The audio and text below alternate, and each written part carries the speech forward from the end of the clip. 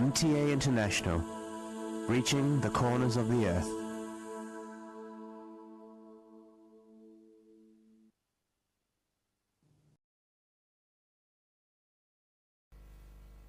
صلی علی رسولنا صلی علی محمد صلی علی نبینا صلی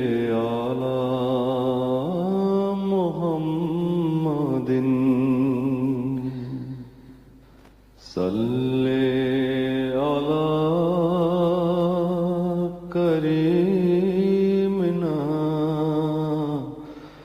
صلی علی محمد صلی علی حبیبنا صلی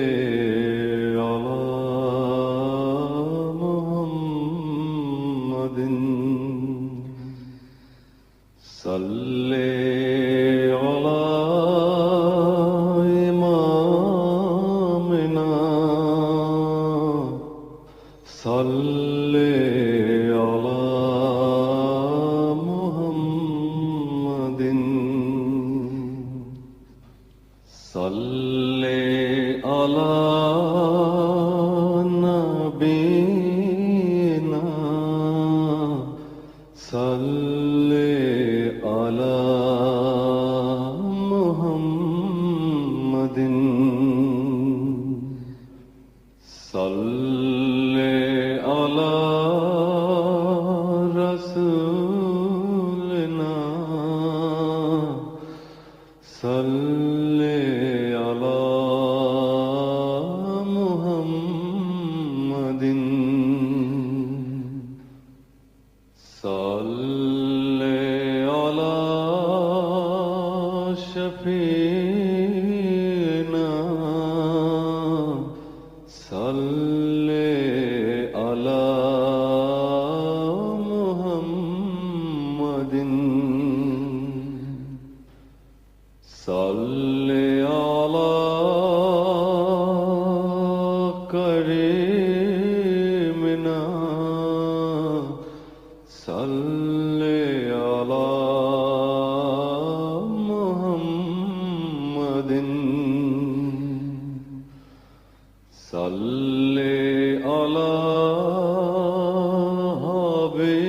حبیبنا صلی علی محمد صلی علی امامنا صلی علی محمد صلی علی رحیمنا صلی علی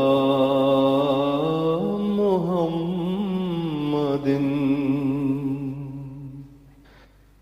صلی علی نبینا صلی علی محمد الله أكبر الله أكبر أشهد أن لا إله إلا الله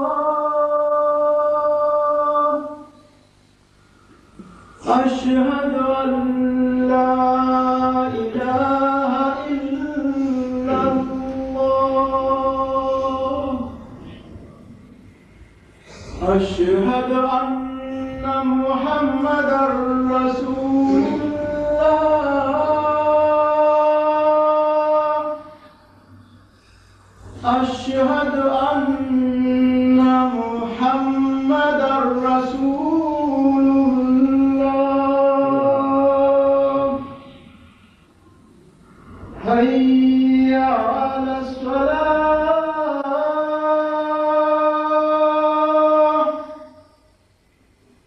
حي على الصلاة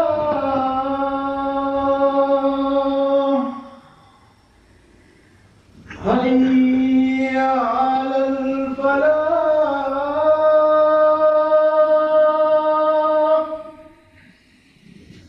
حي على الفلاح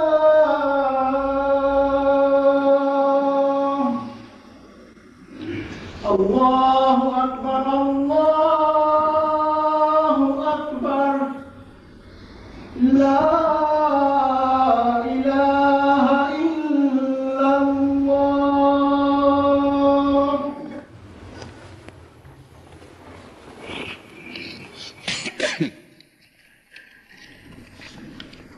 أشهد أن لا إله إلا الله وحده لا شريك له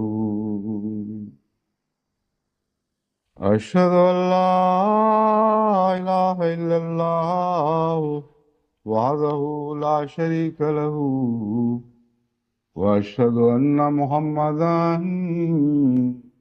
عبده ورسوله أما بعد فأعوذ بالله من الشيطان الرجيم بسم الله الرحمن الرحيم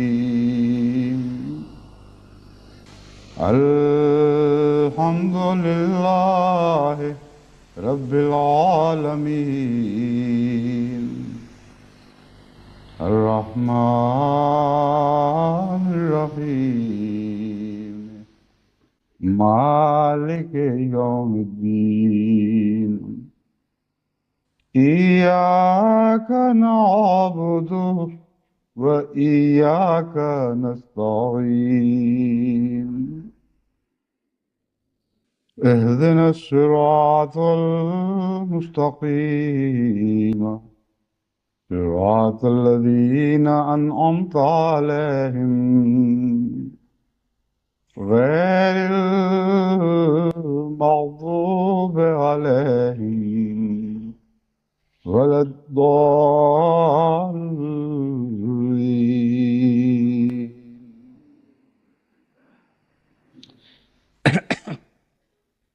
آج اللہ کے فضل کے ساتھ رمضان مبارک اپنے آخری عشرے میں داخل ہو چکا ہے۔ اگرچہ سنت کے مطابق اعتکاف کرنے والے ایک دن پہلے سے اعتکاف بیٹھ چکے ہیں، لیکن دراصل اعتکاف آخری عشرے کا اعتکاف ہوتا ہے، اور چونکہ آخری عشرہ کی تعیین کرنا ممکن نہیں تھا، ممکن تھا کہ اس کے بجائے 30 دن کے 29 کا رمضان ہو جاتا۔ اس لیے حضرت اقدس محمد مصطفیٰ صلی اللہ علیہ وآلہ وسلم کی سنت ہمیشہ سے یہی رہی کہ احتیاطاً ایک دن پہلے اعتکاف بیٹھتے تھے۔ اور اعتکاف کب شروع کیا، کیسے ہوا اور کب تک اعتکاف بیٹھتے رہے، اس سلسلے میں اس مضمون سے متعلق میں سمجھتا ہوں جماعت کو کچھ واقفیت کروانی چاہیے۔ علماء تو اکثر جانتے ہیں، لیکن نئی نسلوں کے بچے بعد میں آ کر شامل ہونے والے ان باتوں سے بے خبر ہوتے ہیں۔ یہ تو پتہ ہے کہ اعتکاف مسجد میں بیٹھا جاتا ہے، لیکن اس سے متعلق دیگر باتوں کا علم نہیں، اور خصوصاً سنت کی تفصیل سے بے خبری ہے۔ اور جب تک ہم سنت کی روشنی میں اعتکاف کو نہ سمجھیں، اس وقت تک اس سے حقیقی فائدہ نہیں اٹھا سکتے۔ اعتکاف کا پس منظر یہ ہے کہ جب سے دنیا بنی ہے اور عبادت فرض ہوئی ہے، اعتکاف کا تصور عبادت کے ساتھ ملحق رہا ہے، اور کبھی بھی اسے جدا نہیں کیا گیا۔ چنانچہ پہلا گھر جو خدا کے لیے بنایا گیا اس کے مقاصد میں بھی اعتکاف کو داخل فرمایا گیا، اور معتکفین کی خاطر بھی مسجد کو پاک و صاف رکھنے کی تلقین فرمائی گئی۔ اسی طرح دنیا کے تمام مذاہب میں آغاز ہی سے اعتکاف کا تصور ملتا ہے۔ میں نے جہاں تک موازنہ مذاہب کا مطالعہ کیا ہے، یعنی موازنہ مذاہب سے متعلق کتب کا مطالعہ کیا ہے، مجھے ایک بھی ایسا مذہب معلوم نہیں ہوا جس میں اعتکاف کا تصور موجود نہ ہو۔ لیکن اسلام تک پہنچتے پہنچتے یہ تصور زیادہ پختہ ہو گیا تھا اور زیادہ بالغ بن چکا تھا۔ کیا فرق پیدا ہوا ہے یہ میں آپ کو بعد میں سنت کے حوالے سے بتاؤں گا، لیکن عموماً اعتکاف کہتے ہیں خدا کی یاد میں ایک طرف ہو رہنا اور دنیا سے ظاہری قطع تعلقی کر کے جس حد تک ممکن ہے انسان اپنے آپ کو یاد الہی میں وقف کر دے۔ بعض مذاہب میں اس اعتکاف میں غلو کیا گیا، یہاں تک کہ زندگی بھر دنیا سے تعلق کاٹ کر الگ رہنے کا نام ہی اعتکاف سمجھا گیا، اور بہت سے راہب اور اسی طرح ہندو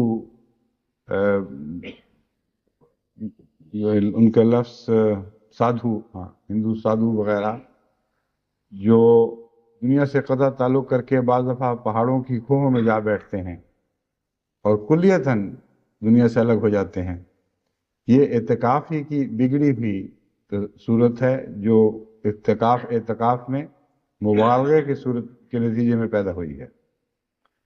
قرآن کریم نے عمر بھر کے لیے دنیا سے قطع تعلقی کو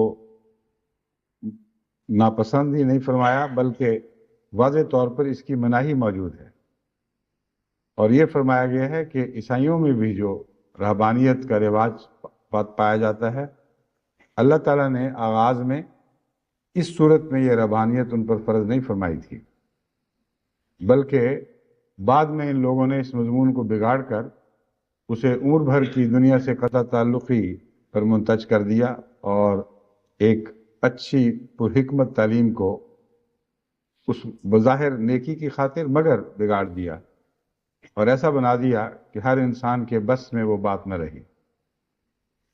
قرآن کریم ایک عالمگیر تعلیم ہے، اور قرآن کریم کا تعلق خانہ کعبہ کے تمام مقاصد سے بہت گہرا ہے، اور قرآن کریم کا طریق یہ ہے کہ ان تمام نیکیوں کو ان کی اصل صورت پر بحال کیا جائے جس صورت میں وہ آغاز میں فرض ہوئی تھی۔ نیکیوں کی وہ صورت بحال کی جائے جو اللہ تعالیٰ بندوں سے چاہتا ہے، اور اس ضمن میں حضرت اقدس محمد مصطفیٰ صلی اللہ علیہ وآلہ وسلم کی سنت سے بہتر اور کوئی ذریعہ نہیں ہے کہ ہم نیکیوں کی ماہیت کو سمجھ سکیں۔ حضرت صلی اللہ علیہ وآلہ وسلم کی ساری زندگی اس بات کا نمونہ تھی کہ خدا سے تعلق قائم کرنا دنیا سے کلیتاً تعلق کاٹنے کو نہیں کہتے، بلکہ اسے فرار کہا جاتا ہے۔ اگر انسان دنیا سے کلیتاً جدا ہو جائے اور اس کی کشش اور جذب سے اتنا دور ہٹ جائے کہ اس کی آزمائش کا سوال ہی باقی نہ رہے، تو اسے خدا پرستی نہیں کہا جاتا، اسے دنیا کے خوف سے اس سے بھاگنا قرار دیا جا سکتا ہے۔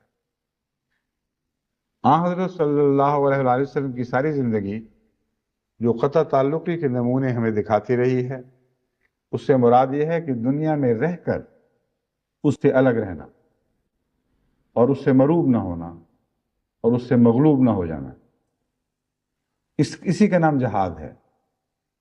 تمام زندگی انسان ایسے جہاد میں مصروف رہے کہ ہر طرف سے، چاروں طرف سے اسے آزمائشیں بار بار مبتلا کریں اور ٹھوکر لگانے کی کوشش کریں، لیکن انسان راہ صراط مستقیم پر مضبوط قدموں کے ساتھ گامزن رہے اور کسی دوسری آواز کی طرف متوجہ نہ ہو۔ یہ دراصل اللہ کے لیے دنیا سے الگ ہو جانا ہے، جو سنت حضرت محمد مصطفیٰ صلی اللہ علیہ وآلہ وسلم سے ثابت ہوتا ہے، اور قرآن کریم کی تمام تعلیم اسی مرکزی نقطے کے گرد گھومتی ہے۔ اسی کا نام صراط مستقیم ہے، اسی کا نام حد اوسط ہے، اسی کو لا عوج لہ کے نام سے یاد کیا گیا ہے۔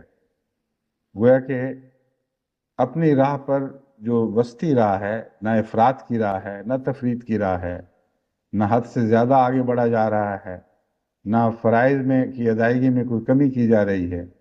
اس متوازن رستے پر رہتے ہوئے اپنی زندگی گزارو اور ثابت قدم رہو۔ یہی مضمون اعتکاف کا مضمون ہے۔ اعتکاف بھی دنیا سے کچھ دیر کے لیے اس طرح الگ ہونے کا نام ہے کہ بظاہر انسان کلیتاً کٹ گیا ہو اور آزمائش سے نکل گیا ہو، لیکن یہ عجیب بات ہے کہ آن حضرت صلی اللہ علیہ وآلہ وسلم نے اس مضمون پر بھی حیرت انگیز روشنی ڈالی ہے اور اسے قربانی قرار دیا ہے۔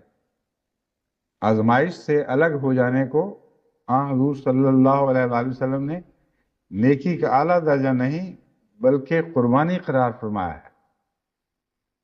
پہلے تو میں آپ کو مختصر یہ بتاؤں کہ آن حضور کا اعتکاف کیسے تھا، کس طرح شروع ہوا۔ سب سے پہلے تو رمضان مبارک کے ساتھ ہی حضور اکرم صلی اللہ علیہ وآلہ وسلم نے جو اعتکاف شروع کیا وہ وسط رمضان میں ہوا کرتا تھا، یعنی رمضان کے دوسرے عشرے میں کے آغاز سے شروع ہوتا تھا اور آخر تک جاری رہتا تھا۔ لیکن آن حضرت صلی اللہ علیہ وآلہ وسلم اعتکاف کو سورج ڈوبنے کے بعد اگلا دن شروع ہونے کے وقت ختم نہیں فرمایا کرتے تھے، بلکہ آخری رات کو بھی بیچ میں شامل فرما لیتے تھے، اور 21 کی صبح کو اپنا اعتکاف ختم کیا کرتے تھے۔ کچھ عرصہ یہی طریق جاری رہا، اور حضرت اقدس محمد مصطفیٰ صلی اللہ علیہ وآلہ وسلم کے ساتھ معیت کے شوق میں کئی صحابہ نے آپ کے ساتھ مسجد میں بیٹھنا شروع کر دیا، بلکہ اب امہات المومنین میں سے بھی بعض نے وہاں اپنے خیمے لگا لیے۔ ایک موقع پر حضرت عائشہ صدیقہ رضی اللہ تعالیٰ عنہا کے متعلق آتا ہے کہ آپ نے اپنا خیمہ آن حضور کی اجازت سے مسجد کے سین میں گاڑ لیا۔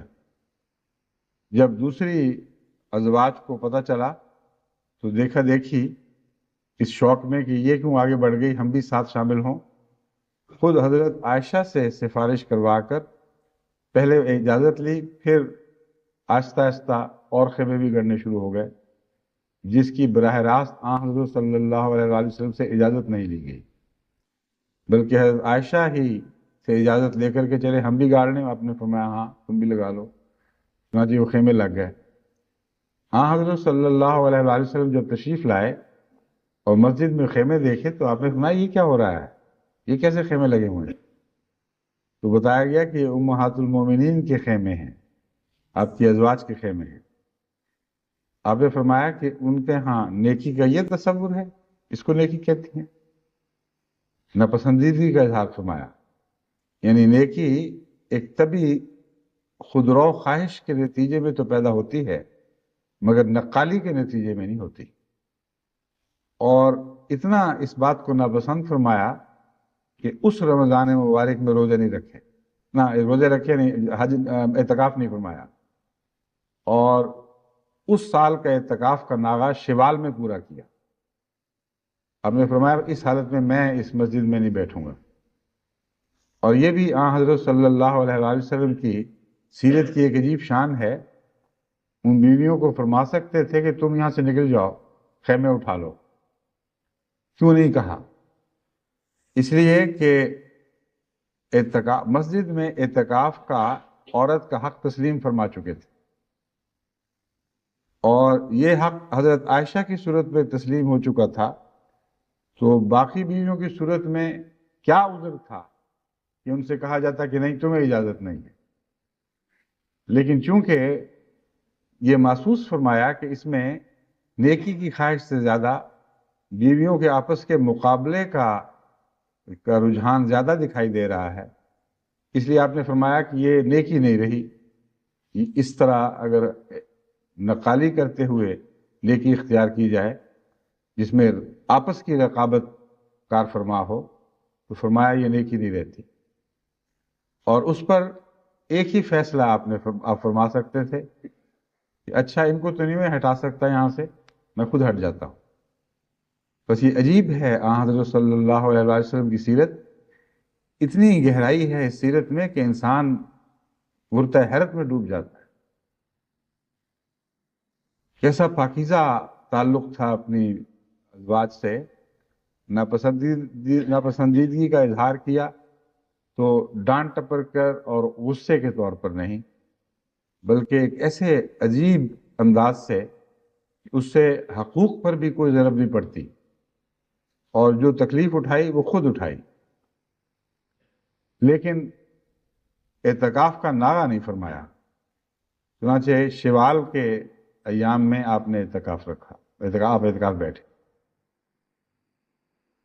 بیچ کے دنوں کا اعتکاف آخری عشرے کے اعتکاف میں کیسے تبدیل ہوا؟ ایک دفعہ صبح کے وقت حضرت اقدس محمد مصطفیٰ صلی اللہ علیہ وآلہ وسلم نے فرمایا کہ میں نے وہ رات دیکھی ہے، یعنی لیلۃ القدر کی رات مراد تھی، اور وہ دیکھی ہے 21 کی صبح کے تعلق میں، جبکہ اعتکاف ختم ہو چکے تھے۔ آپ نے فرمایا اس کی مجھے علامتیں بھی دکھائی گئی ہیں، بارش ہو رہی ہے اور چھت ٹپک رہی ہے، اور میں سجدہ کرتا ہوں تو میرے ماتھے پر گیلی مٹی لگ جاتی ہے اور پانی بھی مجھ پر پڑا ہوا ہے۔ یہ فرمانے کے بعد فرمایا کہ اس سے معلوم ہوتا ہے کہ فرمایا کہ میں پوری طرح یاد نہیں رکھ سکا بین ہی وہ کون سی رات ہے، مگر یہ نظارہ میں نے 21 کی رات کو دیکھا ہے، اس لیے آئندہ سے میں آخری عشرے میں اعتکاف بیٹھا کروں گا۔ بس جن لوگوں نے میرے ساتھ اعتکاف بیٹھنے کی سعادت پائی ہے، یعنی لفظ سعادت وہاں تو استعمال نہیں فرمایا تھا، میں کہہ رہا ہوں کہ میرے ساتھ سعادت پائی ہے، وہ میرے ساتھ اسی رمضان میں اب اس عشرے بھی بیٹھے ہیں۔ تو اس آخری عشرے میں بھی حضور صلی اللہ علیہ وآلہ وسلم اعتکاف میں بیٹھے، اور وہ سال ایسا تھا کہ 2 اعتکاف اکٹھے ہو گئے، ایک وسطی عشرے کا اور ایک آخری عشرے کا۔ اور راوی بیان کرتے ہیں کہ اسی رات بارش بھی پھر ہوئی، اور ہم نے خود حضرت صلی اللہ علیہ وآلہ وسلم کی پیشانی پہ وہ مٹی لگی ہوئی دیکھی ہے، وہ چھت ٹپکی ہے، اور وہاں ٹپکی خاص طور پر اس رویا کے صداقت کے اظہار کے طور پر جہاں حضرت محمد رسول اللہ صلی اللہ علیہ وآلہ وسلم سجدہ فرمایا کرتے تھے، اور ہم نے دیکھا کہ آپ بھیگ چکے تھے اور ماتھے پر وہ گیلی مٹی لگی ہوئی تھی۔ یہ روایت بخاری کتاب الاعتکاف سے لی گئی ہے، اور اس کے راوی ہیں سعید الخدری، بہت مشہور اور ثقہ راوی ہیں۔ بس اس دن سے یہ رواج پکڑ گیا، یہ سنت پختہ ہو گئی، اور اس پر حضرت صلی اللہ علیہ وسلم تمام زندگی پھر قائم رہے کہ رمضان مبارک کے آخری عشرے میں اعتکاف بیٹھا کرتے تھے، اور دیگر اصحاب جن کو توفیق ملتی اور مسجد میں ان کے لیے جگہ ملتی، ان کو بھی اجازت تھی کہ وہ ساتھ بیٹھیں۔ حضور صلی اللہ علیہ وآلہ وسلم عام طور پر اس جگہ اعتکاف بیٹھتے تھے جہاں آپ کے گھر کی طرف اندرون خانہ ایک کھڑکی مسجد میں بھی کھلتی تھی، اور حضرت عائشہ صدیقہ رضی اللہ تعالیٰ عنہا کی روایت ہے کہ بعض دفعہ تیل لگانا ہو، سر میں گھسنا ہو اور کنگھی کرنی ہو، آپ کھڑکی سے سر باہر کر دیا کرتے تھے، یعنی گھر کی طرف، اور میں وہیں سے آپ کے سر پہ تیل لگا کر تو کنگھی کر دیا کرتے تھے۔ اس حدیث کو اپنے اصل مسلک سے ہٹا کر یہاں تک بحثیں فقہاء میں راہ پا گئی ہیں کہ مسجد میں بیٹھ کر حجامت بنوانا جائز ہے کہ نہیں، اور فتویٰ دینے والوں نے فتویٰ یہی دیا کہ جائز ہے، اور حوالہ اس حدیث کا دیتے ہیں۔ مجھے تعجب ہوا کہ جب میں نے جماعت احمدیہ کی فقہ کے متعلق فقہ میں جو ہمارے ملک ظفر الرحمان صاحب مرحوم کی تحریر کردہ ہے، اس میں دیکھا تو وہاں بھی یہی لکھا ہوا تھا، باقاعدہ بحث اٹھائی گئی تھی کہ کیوں جناب سوال ہے کہ مسجد میں اعتکاف کے دنوں میں مسجد میں بیٹھ کر سر منڈوانا، حجامت کروانا جائز ہے یا نہیں جائز؟ جواب یہ ہے کہ جائز تو ہے مگر مکروہ ہے، اور مکروہ ہونے کے لحاظ سے حضرت امام مالک کا حوالہ دیا گیا ہے کہ انہوں نے اس بات کو ناپسند فرمایا۔ جائز کو اس کو ناجائز اس لیے نہیں کہہ سکتے کہ رسول اکرم صلی اللہ علیہ وآلہ وسلم نے مسجد میں ہوتے ہوئے اعتکاف کی حالت میں سر کھڑکی سے باہر کیا، اور وہاں حضرت عائشہ صدیقہ رضی اللہ تعالیٰ عنہا نے آپ کے سر پہ تیل بھی لگایا اور کنگھی بھی کی۔ اب اس سے یہ ثابت ہو جانا تو حیرت انگیز بات ہے۔ سوال یہ ہے کہ بعض باتیں ایسی ہیں جن کا فتاوی سے تعلق نہیں ہوتا، سیدھی سادی عقل سے تعلق ہوتا ہے۔ مسجد میں حجام آنے شروع ہو جائیں اور وہاں کپڑے بچھائے جائیں اور ان پر حجامتیں ہو رہی ہیں، ایسا بھیانک تصور ہے کہ اس پر یہ سوال اٹھانا ہی بے وقوفی ہے کہ یہ جائز ہے کہ ناجائز۔ اب یہ سوال اٹھنے شروع ہو جائے فقہ میں کہ ایک آدمی اپنی ٹانگوں سے رسیاں باندھے الٹا لٹک جائے، الٹا لٹک کے کھانا کھائے، یہ جائز ہے کہ ناجائز ہے؟ تو جواب دیا جائے کہ جائز تو ہے مگر مکروہ ہے۔ سوال یہ ہے، جواب یہ ہونا چاہیے کہ تمام اہل عقل کے لیے ناجائز ہے، اور جو بے وقوف ہیں ان کے لیے ہر چیز جائز ہے، پھر مسئلہ کیا پوچھتے ہیں؟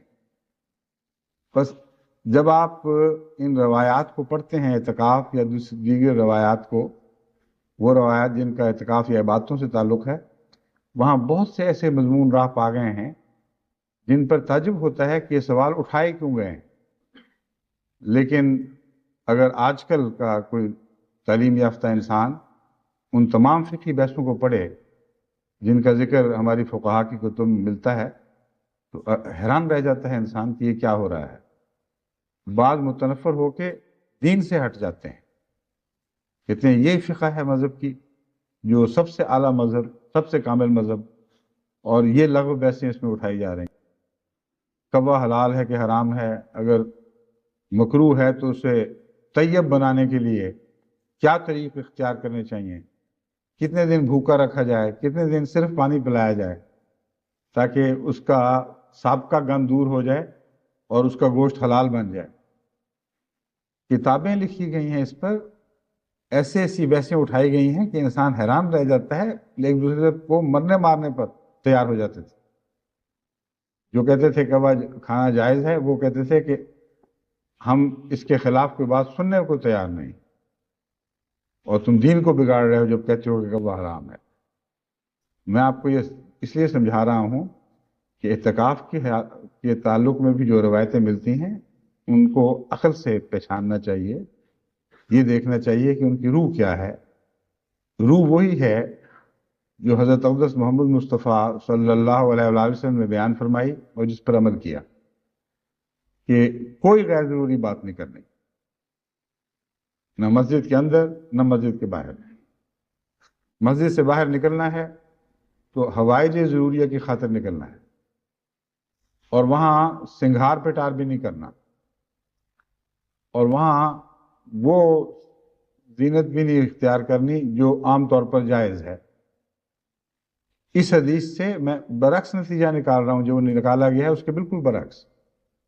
حضرت صلی اللہ علیہ وآلہ وسلم خود صبح اور شام اپنے گھر میں حوائج ضروریہ کے لیے داخل ہوا کرتے تھے، وہاں کنگھی اٹھا کر خود بھی کنگھی کر سکتے تھے، وہاں خود بھی تیل کی مالش سر پہ فرما سکتے تھے، لیکن نہیں کیا، کیونکہ اسے بنیادی حوائج ضروریہ میں ایسا نہیں سمجھا۔ حوائج ضروریہ کا مطلب ہی ہے انتہائی بنیادی ضرورت، کہ اس پر بھی وقت لگایا جائے، ورنہ کئی لوگ ایسے ہیں، اور خصوصاً اگر خواتین بھی اعتکاف بیٹھیں تو وہ تو بعض دفعہ آدھا آدھا گھنٹہ اپنے چہرے درست کرنے پر لگا دیتی. تو حضرت اقدس محمد مصطفیٰ صلی اللہ علیہ وآلہ وسلم کی سنت کو گہری نظر سے پڑھنا چاہیے، پھر صحیح سبق ملیں گے. بس اس روایت سے مسجد میں دوسری چیزیں نہ کرنے کا ثبوت تو ملتا ہے، کرنے کا کوئی ثبوت نہیں ملتا. بالکل برعکس نتیجہ ہے. بس آن حضرت صلی اللہ علیہ وآلہ وسلم کا اعتکاف یہ تھا کہ مسجد سے باہر نکلتے تو محض اتنا فرض ادا کرتے جس کا مسجد میں ادا کرنا ممکن نہ ہو، اور جہاں مسجد میں بعض چیزیں کرنا مناسب نہیں سمجھتے تھے وہاں سر باہر نکال لیا. اگر موقع ہو ایسا کسی کے لیے، کسی کے گھر اس طرح ساتھ جڑا ہو تو اس کو یہ اجازت ہے، اور اس سے زیادہ کی نہیں. مگر جہاں تک ضروری امور میں بعض مشوروں کا تعلق ہے وہ مسجد میں رہ کر اعتکاف کی حالت میں بھی ناجائز نہیں ہے. حضرت صفیہ رضی اللہ تعالیٰ عنہا کی روایت ہے کہ ایک موقع پر آپ جب حضرت صلی اللہ علیہ وآلہ وسلم اعتکاف بیٹھے ہوئے تھے تو آپ کے خیمے میں گئیں اور وہاں کچھ دیر بعض اہم امور پر آپس میں باتیں ہوئیں، اور یہ بات اعتکاف کے روح کے خلاف نہیں تھی. جب آپ اٹھنے لگیں تو آپ نے فرمایا ٹھہرو میں بھی چلتا ہوں. اور اس میں بھی ایک عجیب شان ہے آپ کے عظیم اخلاق کی. مسجد کو اس وقت اپنا گھر بنا بیٹھے تھے، اپنے گھر ایک باہر کا مہمان آیا تھا، اس کی عزت افزائی کے لیے مسجد کے دروازے تک چھوڑنے گئے ہیں. عجیب شان ہے. فرمایا ٹھہرو ٹھہرو میں بھی چلتا ہوں ساتھ، میں تمہیں وہاں تک چھوڑنے جاتا ہوں جہاں تک میں جا سکتا ہوں. اور مسجد کے دروازے پر جا کے الوداع کہا. یہ وہی موقع ہے جس کے متعلق وہ حسن زن اور بدزنی کے متعلق ایک عجیب روایت ملتی ہے. اس وقت دو انصاری اس جگہ سے گزر رہے تھے جہاں مسجد کے دروازے کے تھے، وہ اندر دیکھ سکتے تھے کہ کیا ہو رہا ہے. حضرت صلی اللہ علیہ وآلہ وسلم کو دیکھا تو سلام کیا. آپ نے فرمایا ٹھہرو ٹھہرو ابھی آگے نہیں جانا. یہ جو میرے ساتھ خاتون کھڑی باتیں کر رہی تھیں یہ میری بیوی ہیں، یہ صفیہ ہیں. ان کو اس سے بہت صدمہ پہنچا. یا رسول اللہ ہم آپ پر بزنی کر سکتے ہیں؟ اور پھر وہ بھی مسجد میں اعتکاف کی حالت میں. آپ نے یہ کیوں فرمایا؟ آپ نے فرمایا کہ شیطان انسان کی رگوں میں خون میں دوڑ رہا ہے، اس لیے تمہاری خاطر کہ کہیں خدا نہ خواستہ تمہیں کوئی ٹھوکر نہ لگ جائے اس لیے میں نے تمہیں بتا دیا کہ یہ کون ہے. یہ حضرت صلی اللہ علیہ وآلہ وسلم کا اعتکاف تھا. اعتکاف میں بہت شدت اختیار کرتے تھے عبادت میں، اور اللہ بہتر جانتا ہے کہ کتنا سوتے تھے کتنا نہیں، مگر یہ معلوم ہوتا ہے، روایات سے یہ پتہ چلتا ہے کہ عام عبادات کے مقابل پر رمضان کی عبادت بہت زیادہ ہوتی تھی، اور رمضان کے عام دنوں کی عبادت کے مقابل پر آخری عشرے کی عبادت بہت ہوا کرتی تھی. یہ دستور حضرت صلی اللہ علیہ وآلہ وسلم کا اسی طرح جاری رہا یہاں تک کہ آخری سال، جس سال آپ کا وصال ہوا ہے، اس سال کے رمضان مبارک میں آپ نے پھر 20 دن اعتکاف کیا ہے. کوئی ایسی بات آپ کو معلوم ہوئی ہے جس کے نتیجے میں عام سنت سے ہٹ کر پھر پہلی سنت کی طرف واپس گئے ہیں اور 10 دن کی بجائے 20 دن کا اعتکاف کیا. یہ حضرت عائشہ صدیقہ رضی اللہ تعالیٰ عنہ کی روایت ہے کہ آخری سال بھی 20 ہی دن کا اعتکاف تھا اور پھر آپ کا وصال ہوا ہے. ایسی باتیں ہیں جن کا ہمیں معین علم نہیں ہو سکا، کیونکہ بعض وحی کے ذریعے پہنچنے والی ایسی اطلاعات ہوتی تھیں جن کو شاید صحابہ کو صدمے سے بچانے کے لیے حضور کھل کر بیان نہیں فرماتے تھے. وصال کے متعلق بھی مجھے قطعی یقین ہے کہ آپ کو پوری طرح مطلع فرما دیا گیا تھا، لیکن آپ ان باتوں کو صحابہ سے چھپا لیتے تھے. یہی وجہ ہے کہ یہ جو 20 دن کا اعتکاف ہے اس کے متعلق کچھ نہیں بتایا گیا کہ کیوں کیا تھا، مگر جب ہم ان دونوں باتوں کو جوڑ کر دیکھتے ہیں کہ پہلے اعتکاف 10 دن کا ہوا کرتا تھا، پھر وہ 20 دن کا ہوا، اور 20 دن کا نہیں، آخری اشرے میں چلا گیا تھا، بیچ کے اشرے سے، اور وہ ایک اعتکاف 20 دن کا تھا، تو وہ جوڑ جو پیدا ہوا تھا وہاں سے آغاز تھا زیادہ سے زیادہ اعتکاف کا۔ اسی زیادہ سے زیادہ اعتکاف کی حالت میں آپ نے آخری رمضان گزارا ہے۔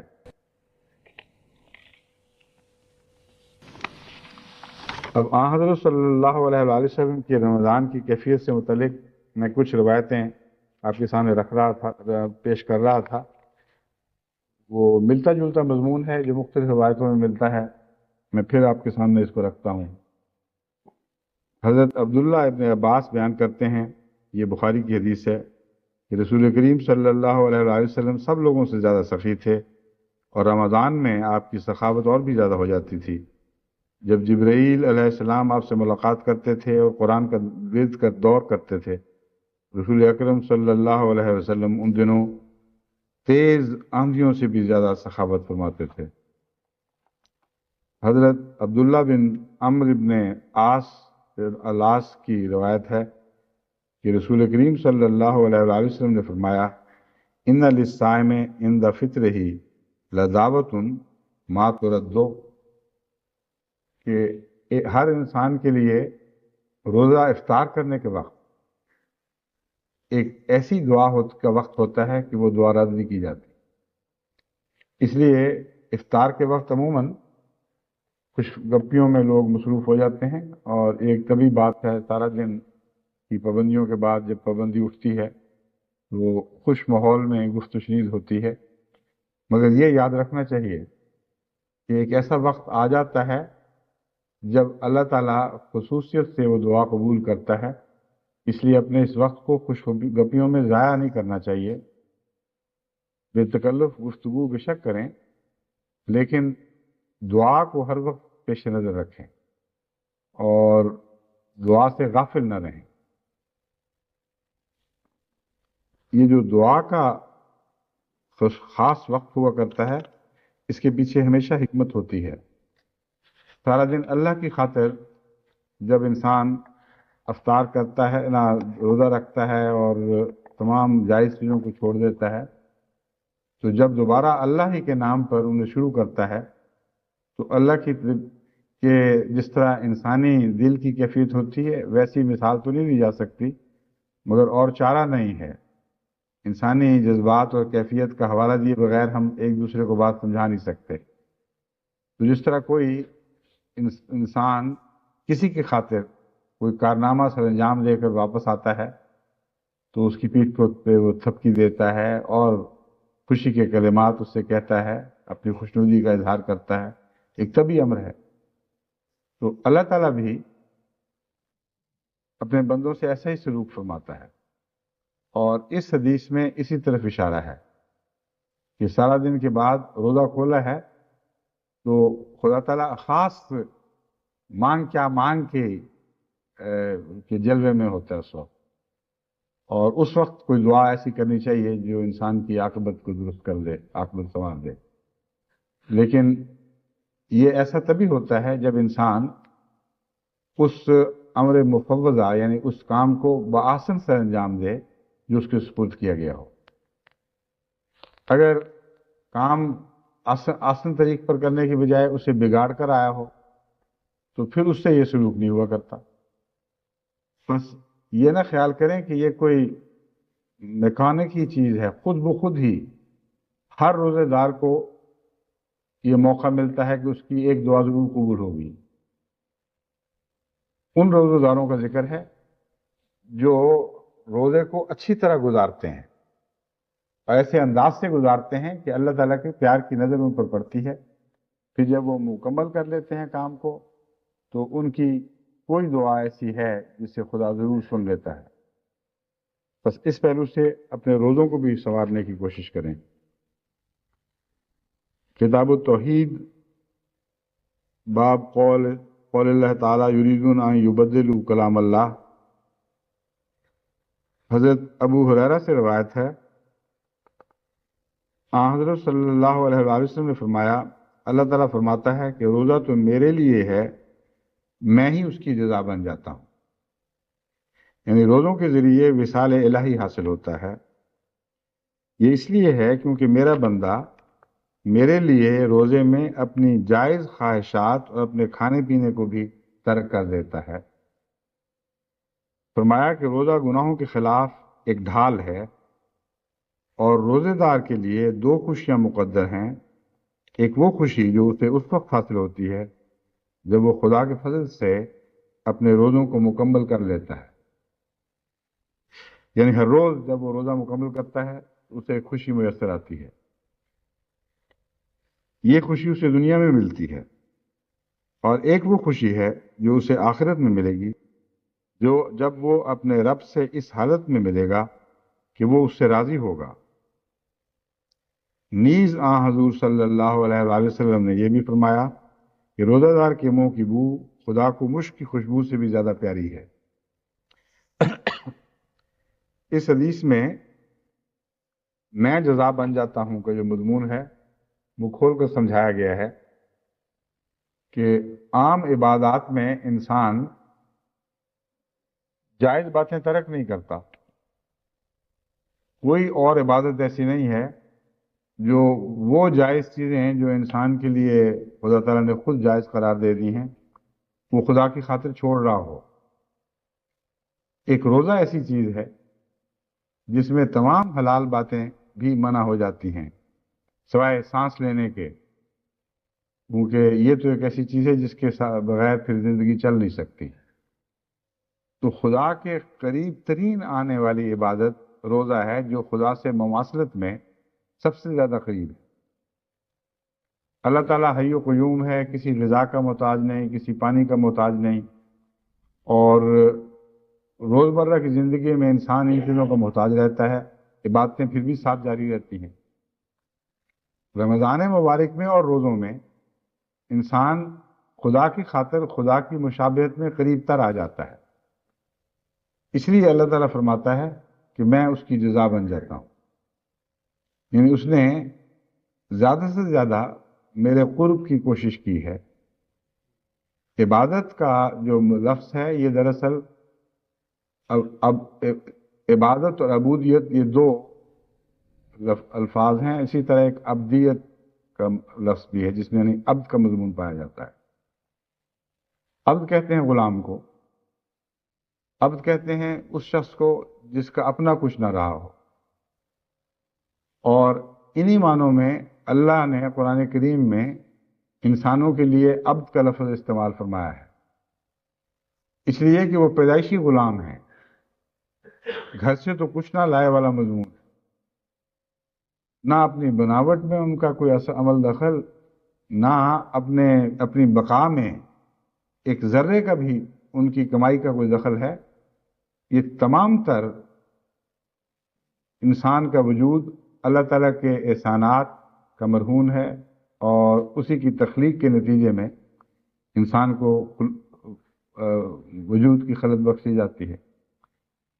تو وہ پیدا غلام ہوا ہے، یہ یاد رکھنا چاہیے کہ اس کا اپنا کچھ نہیں، کیونکہ غلام کی تعریف یہ ہے کہ جس کا اپنا کچھ نہ ہو، اور پھر اسے عارضی طور پر ملکیتیں عطا ہوتی ہیں، یہاں تک کہ پھر اس سے تقاضا کیا جاتا ہے کہ از خود اپنی ملکیتوں کو ترک کر کے خدا کے سپرد کرنا شروع کرو، اور یہ عبادت ہے۔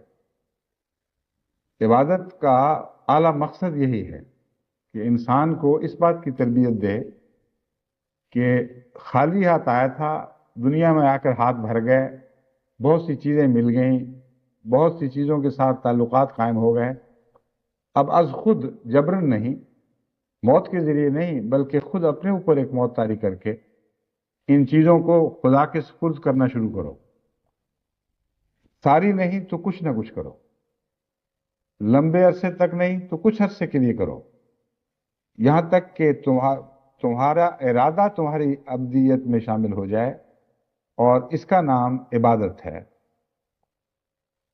عبودیت سے عبادت کا یہ فرق ہے، عبودیت میں تو بندے کے جتنے سلوک ہیں وہ سارے اس لفظ میں آ جاتے ہیں۔ عبادت بندے کے اس تعلق کو کہتے ہیں جو از خود اپنے شرح صدر کے ساتھ اپنی ملکیتوں کو خدا کی طرف لوٹا رہا ہے اور اپنے تعلقات کو اس کے لیے خاص کر رہا ہے۔ دنیا سے تعلق کاٹتا ہے، اللہ کے سپرد ہو جاتا ہے، اپنی تمناؤں کا مرکز اس کو بنا لیتا ہے۔ تو ہر جگہ جو انتقال ہے، ذہنی ہو یا عملی ہو، یہ دراصل خدا کی چیز خدا کے سپرد کرنے والی بات ہے۔ یہ حالت جب ترقی کرتی ہے تو اس کو مزید مدد دینے کے لیے روزہ جگہ جگہ اس کے سہارے کے لیے آگے کھڑا ہو جاتا ہے۔ اس حالت میں اپنے تمام وجود کو اس طرح خدا کے سپرد کر دینا کہ گویا موت کے قریب پہنچ جائے۔ اور رمضان مبارک کے جب گرمیوں میں آتے ہیں رمضان، تو وہ واقعی موت کے قریب پہنچانے والی بات ہے۔ ہم نے خود بہت سخت رمضان ربا کے دنوں میں کاٹے ہیں، ربا کے ابتدائی آغاز میں کاٹے ہیں۔ ایسے سخت رمضان تھے وہ کہ آپ یہاں بیٹھ کے تو اس کا تصور کر ہی نہیں سکتے۔ بعض دفعہ ایک ہفتے تک 120 درجے سے اوپر درجہ حرارت رہتا تھا۔ ایک دفعہ مجھے یاد ہے 124 درجہ تقریباً دن رات رہتا تھا، کیونکہ دن کو دھوپ پڑتی تھی اور رات کو پہاڑیاں ریڈیشن کرتی تھی، اور دن کی جذب کی ہوئی گرمی وہ سورج کی قائم مقامی میں واپس چھوڑ رہی ہوتی تھی، اور ہم ٹیمپریچر دیکھتے تھے، کوئی فرق ہی نہیں پڑتا تھا نہ دن کو نہ رات کو۔ حالانکہ عرب میں بہت گرمی ہوتی ہے لیکن رات بہت ٹھنڈی ہو جاتی ہے، اس لیے کچھ ریلیف مل جاتا ہے۔ تو روزہ اس طرح کھولتے تھے کہ نیم مردہ کی حالت ہوتی تھی، اور بعض لوگ چادریں بھگو کر اوپر لیتے تھے، پنکھے بھی نہیں تھے، گرمیاں تھیں بڑی سخت، بجلی کوئی نہیں تھی، مکان تھوڑے تھے، ہر وقت مٹی اڑتی تھی، عجیب قسم کی بلائیں تھیں جو گھیرے ہوئے تھیں۔ لیکن اللہ نے اس زمانے میں بھی بچوں کو اور بڑوں کو خوب توفیق دی، اور اپنے فضل سے ان کے بد اثرات سے بھی بچا لیا۔ تو رمضان مبارک کے متعلق میں کیا بتا رہا تھا، میں بھی بتاتا ہوں۔ رمضان خدا کی خاطر ایسی سختیوں کا نام ہے کہ جو بعض دفعہ موت کے منہ تک پہنچا دیتی، اور اس کے نتیجے میں اللہ کہتا ہے کہ میں جزا ہوں، اور فرماتا ہے کہ مجھے ایسے شخص کی منہ کی بدبو بھی جو رمضان میں میری خاطر اس نے قبول کر لی ہے، یہ کستوری کی خوشبو سے بہتر لگتی ہے۔ یہ مراد تو نہیں ہے کہ کستوری کی خوشبو اللہ تعالیٰ سونگھتا ہے، لیکن خالق کو اس کی چیز کی صفات کا علم ہوتا ہے۔ جب تک ایک خالق کو اس کی چیز کی صفات کا علم نہ ہو، وہ چیز بنا ہی نہیں سکتا۔ اس لیے یہ اللہ تعالیٰ کے متعلق یہ کہنا بےہودہ بات ہے کہ وہ سونگھ سکتا ہے کہ نہیں۔ جو چیز اس نے پیدا کی ہے اس کے تمام خواص سے وہ واقف ہے، ورنہ اس کی تخلیق کے ڈیزائن میں وہ خواص آ ہی نہیں سکتے۔ بس یہ مراد ہے کہ اللہ تعالیٰ کو علم ہے کہ بدبو کیا ہوتی ہے، اللہ تعالیٰ کو علم ہے کہ خوشبو کیا ہوتی ہے، اور اس موقع پر وہ خوشبو کے پر بو کو ترجیح دے رہا ہے۔ لیکن اس سے مومن عموماً یہ تو خوش ہو جاتے ہیں کہ ہمارے رمضان کے منہ کی بو اچھی بات ہے، کوئی حرج نہیں، لیکن یہ بات بھول جاتے ہیں کہ اللہ نے یہ نہیں فرمایا کہ رمضان کے بعد بھی تمہاری منہ کی بدبو پسند ہے۔ اور حضرت صلی اللہ علیہ وآلہ وسلم کی سیرت جو سارا سال جاری رہتی تھی، اس طرف توجہ نہیں کرتے۔ اس کا مطلب ہے کہ خدا تعالیٰ کے پاک بندے اپنے منہ کو ہمیشہ صاف ستھرا رکھتے ہیں، اور سوائے رمضان کی مجبوری کے ان کے منہ سے بو نہیں آتی۔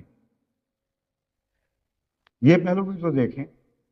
اس لیے رمضان میں تو مجبوری ہے، رمضان کے بعد خوب مسواک کیا کریں اور اپنے منہ کو ہمیشہ پاک صاف رکھیں، منجن استعمال کریں، کلیاں باقاعدہ وضو کے ساتھ تو کرتے ہیں، کھانے کے بعد بھی کیا کریں۔ اس سے آپ کے دانت وغیرہ بھی ٹھیک رہیں گے، اور پھر رمضان میں جب داخل ہوں گے پھر آپ کی بو وہ منہ کی بو وہ بو بنے گی جسے اللہ تعالیٰ پسند فرمائے گا۔ اس سے باہر بھی وہی بو تھی تو پھر خدا کو کیا ضرورت ہے یہ کہنے کی کہ مجھے تمہارے منہ کی بو کستوری سے بہتر لگتی، کیونکہ وہ بو تو پھر تمہارے اپنے مزاج کی بو ہے، خدا تعالیٰ کی خاطر نہیں ہے۔ میں نے یہ پہلے بیان کیا تھا کہ آن حضرت صلی اللہ علیہ وآلہ وسلم نے رمضان میں دنیا کے ابتلاؤں سے بچنے کو قربانی قرار دیا ہے۔ چنانچہ آن حضور صلی اللہ علیہ وآلہ وسلم فرماتے ہیں کہ روزے دار جب دنیا سے کٹ کر مسجد میں ہو رہتا ہے، مسجد کا ہو رہتا ہے، تو میں اسے خوشخبری دیتا ہوں کہ وہ روزے سے مسجد سے باہر جو نیک کام کیا کرتا تھا ان سے محرومی کا اس کو کوئی صدمہ نہیں ہونا چاہیے، کیونکہ اللہ تعالیٰ نے وہ تمام نیک کام اس کے نہ کرنے کے باوجود اس کے کھاتے میں لکھ دیے۔ تو نیکی اصل وہی ہے جو آزمائشوں میں پڑھ کر دنیا کے ساتھ تعلقات کے دوران ظاہر ہو رہی ہے، اور اعتکاف اس نیکی کو ترقی دینے کی بات نہیں ہے، اس نیکی سے عارضی طور پر خدا کے لیے ایک اور نیکی کی خاطر محروم ہونے کا نام ہے۔ لیکن روزمرہ کی مومن کی زندگی وہی ہے جو تمام دنیا کے تقاضوں کو پورا کرتے ہوئے گزرے، اور اس کے ساتھ ساتھ خدا کے عائد کردہ فرائض کے تقاضے بھی پوری طرح شان کے ساتھ پورے ہوں۔ یہ ہے وہ صراط مستقیم جس کے لیے ہم روزانہ دعا کرتے ہیں۔ مسلم کتاب الصیام میں باب و فضل الصیام میں یہ روایت ہے کہ سہل بن سعد بیان کرتے ہیں کہ آن حضرت صلی اللہ علیہ وآلہ وسلم نے فرمایا کہ جنت میں ایک دروازہ ہے جس کو ریان یعنی سیرابی کا دروازہ کہتے ہیں۔ اس دروازے میں سے قیامت کے دن صرف اور صرف روزہ دار جنت میں داخل ہوں گے، اور ان کے علاوہ ان کے ساتھ اس دروازے میں کوئی داخل نہیں ہوگا۔ اس دن یہ منادی کی جائے گی کہ روزہ دار کہاں ہیں؟ پھر ان کو بلا بلا کر اس دروازے کے ذریعے سے جنت میں داخل کیا جائے گا، اور جب آخری روزہ دار اس دروازے میں سے داخل ہو جائے گا تو اس دروازے کو بند کر دیا جائے گا، اور کوئی غیر اس میں سے جنت میں داخل نہ ہو سکے گا۔ یہ حدیث ایک ظاہری منظر کھینچ رہی ہے، اور پچھلے سال بھی غالباً میں نے اس کے بعض پہلوؤں پر روشنی ڈالی تھی۔ اس ظاہری منظر کو کلیتاً ظاہر پر محمول کرنا نہ تو اس حدیث کا منطوق ہے، نہ اس سے آپ فائدہ اٹھا سکیں گے، اور نہ آپ کو جنت کا کوئی صحیح تصور آپ کے ذہن میں ابھرے گا کہ جنت کیا ہوتی ہے۔ اگر وہاں گیٹ لگے ہوں اور کہا جائے کہ اس دروازے سے آ جاؤ، تو اس سے مستقلاً کسی کو کیا فائدہ؟ اور ایک آدمی نمازی بھی ہے، نماز کے دروازے سے بھی اس کو بلایا جائے گا اور نیکیاں بھی کرتا ہے، جنت کے 7 نیکیوں کے دروازے ہیں، وہ باری باری ایک سے نکل کے دوسرے میں جائے، پھر اس سے نکل کے تیسرے میں جائے۔ کیا یہ منظر ہے جو جنت کے تعلق میں انسان اپنے تصور میں قائم کر سکتا ہے؟ بالکل درست نہیں۔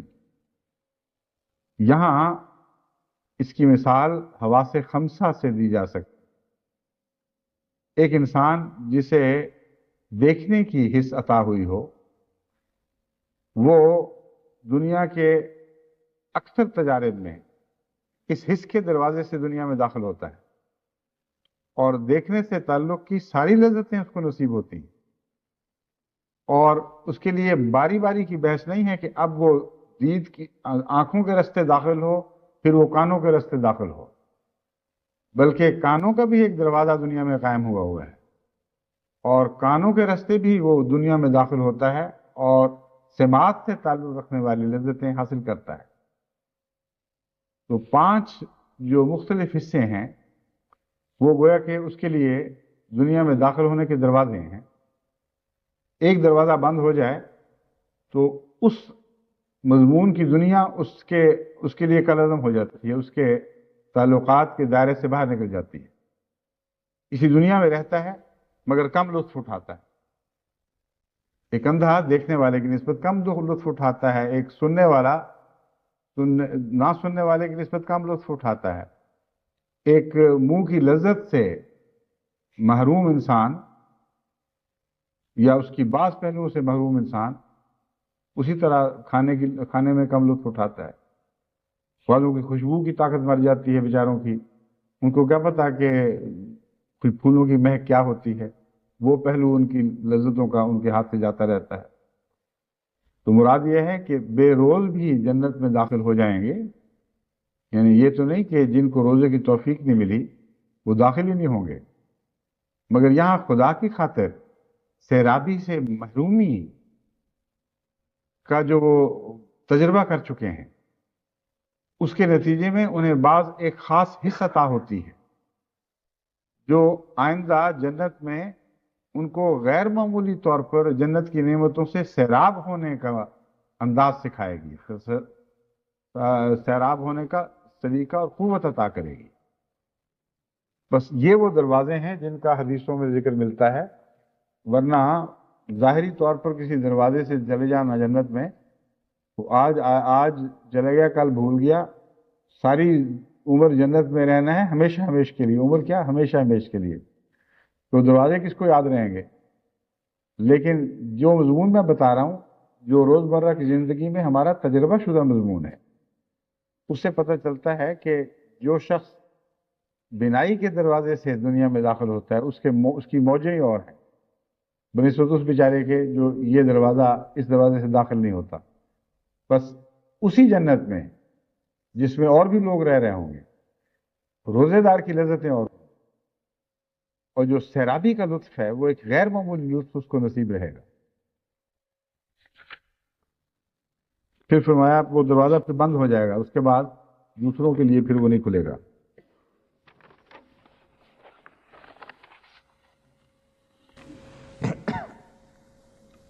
بخاری کتاب الصوم میں حضرت انس بن مالک کی روایت ہے کہ نبی کریم صلی اللہ علیہ وآلہ وسلم نے فرمایا، مسلمانوں سحری کھایا کرو کیونکہ سحری کھانے میں برکت ہے، سحری کھانے میں برکت ہے۔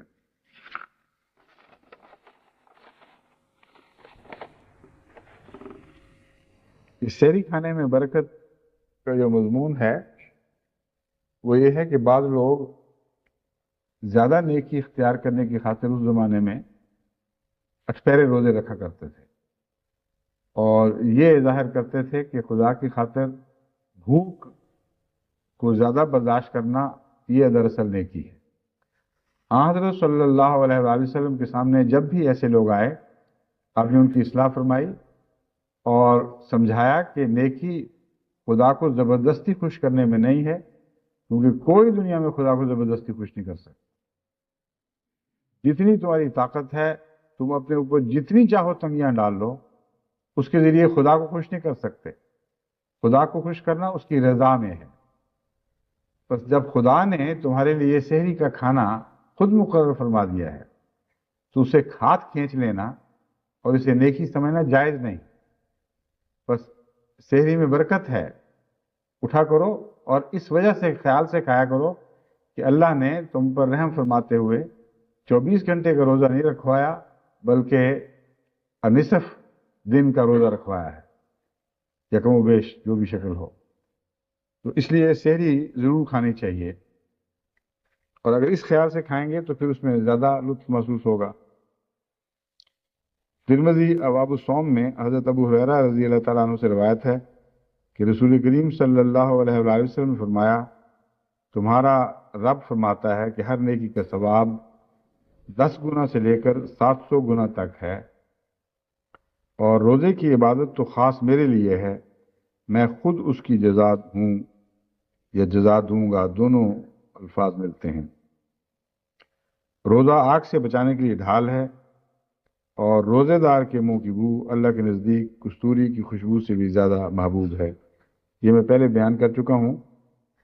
جہاں تک یہ گناہ کی بحث ہے، قرآن کریم میں جہاں زیادہ گناہ اتنے گناہ کی بات چلتی ہے، جیسا کہ فرمایا کہ وہ خوشہ جس کو وہ بیج جو پھوٹے اور اس پہ 7 بالیاں نکلیں ایک دانے میں سے اور ہر بالی میں 100 دانے ہوں، تو وہ 700 گناہ کی بات ہے۔ یہ حدیث اسی طرف اشارہ کر رہی ہے، مگر ساتھ ہی اللہ تعالیٰ یہ بھی فرماتا ہے کہ جس کے لیے چاہے وہ اس سے بھی بڑھا دیتا ہے۔ بس جو 700 گناہ کا مضمون ہے یا اس سے 10 گنا کا جو بھی شکل ہو، اس سے مراد ہرگز یہ نہیں کہ گن گن کر بینے ہی اتنے گنا ثواب ملتا ہے اور بات ختم ہو جاتی ہے. یہ ذرا تحریص کے لیے یہ قسم کے نقشے کھینچے گئے ہیں تاکہ لوگوں کو خوشی پیدا ہو، دل میں شوق پیدا ہو، ایسی نیکیوں کو اختیار کرے کہ تھوڑے عمل کے نتیجے میں زیادہ جزا مل جائے. مگر لامحدود ہے دراصل جزا، اور اسی مضمون کو قرآن ہی سے لیا گیا ہے. لامحدود کا آخری کنارہ خدا ہے. اس لیے آن حضرت صلی اللہ علیہ وآلہ وسلم نے یہاں یہ نہیں فرمایا کہ 700 سے بڑھا بھی دیا جا سکتا ہے، فرمایا کہ اتنا بڑھایا جا سکتا کہ خدا خود جزا بن جائے. اگر خدا خود جزا بن جائے تو اسے آپ کتنے گنوں میں شمار کریں گے؟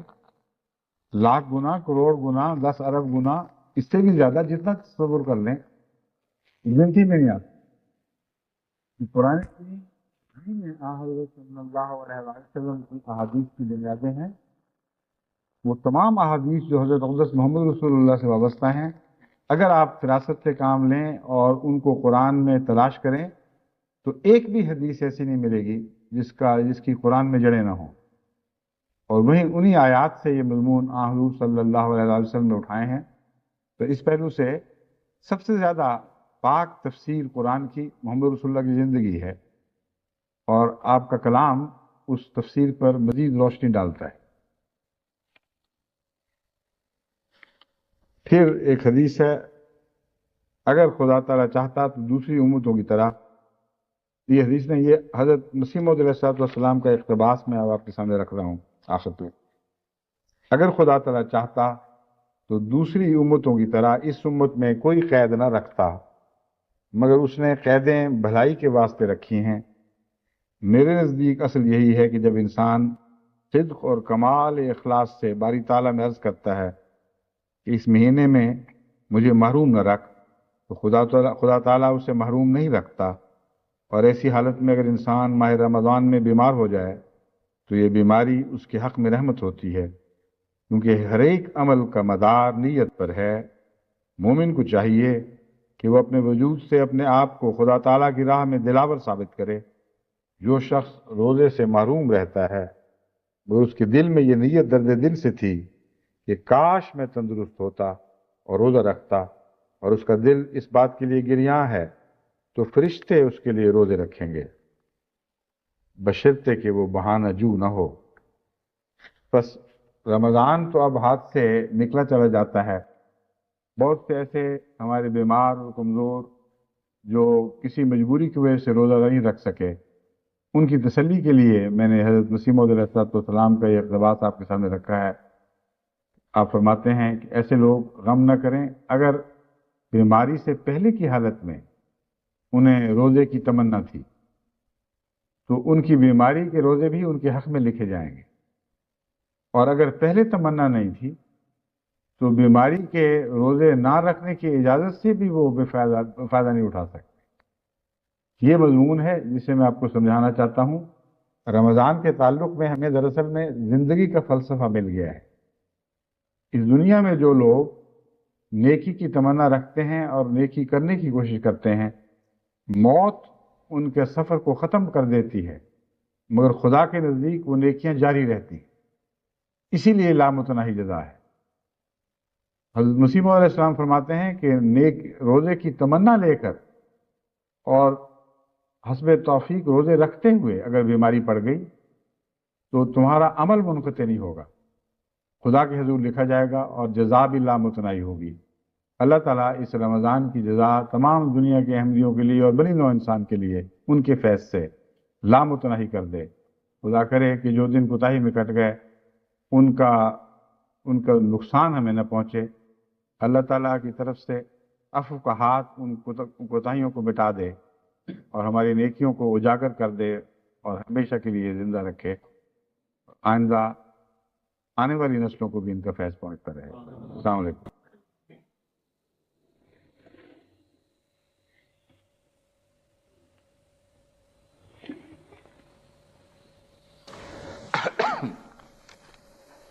الحمد لله نحمده ونستعينه ونستغفره ونؤمن به ونتوكل عليه ونعوذ بالله من شرور أنفسنا ومن سيئات أعمالنا